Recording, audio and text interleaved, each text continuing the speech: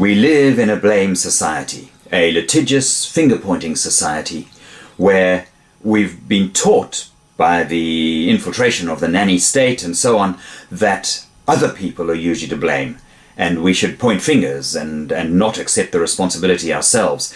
And that lack of resilience means that we feel we're unable to cope with the challenges life puts on us, because it's not our fault.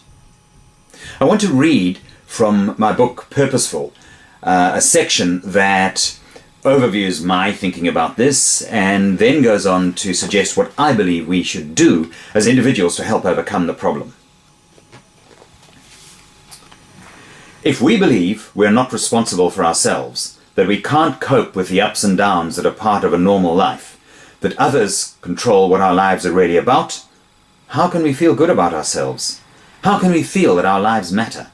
How can we respect ourselves? How can we feel needed? How can we feel that our lives have some significance in this world? Without those crucial feelings of self-responsibility and self-worth, and the two terms are inextricably linked, we end up taking one of two paths in life. One, we let our perceived inability to cope and our feelings of low significance become reflected in a sinking mental state.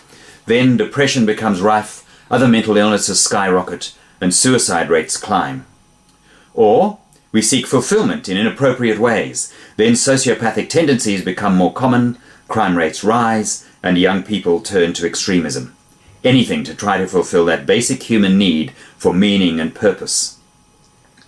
Either path could lead us into a whole new, very lengthy discussion, so we won't go there in this book. The point is, it's how we meet whatever level of challenge we are faced with in any given situation that both shows and determines the sort of person we are, because our actions influence our self-perceptions and vice versa.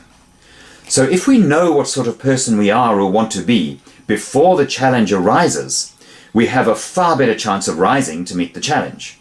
And believe me, most people are capable of meeting pretty tough challenges. I've seen it happen many times before. More than that, knowing what sort of person we are or want to be gives us a sense of meaning and purpose, something to strive for on a daily basis.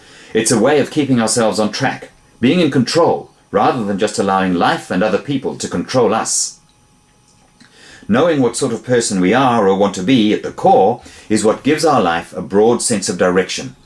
And that's what differentiates the successful, fulfilled person from the person who lives a less meaningful life of safety and comfort, perhaps to spend their later years in bitterness or regret.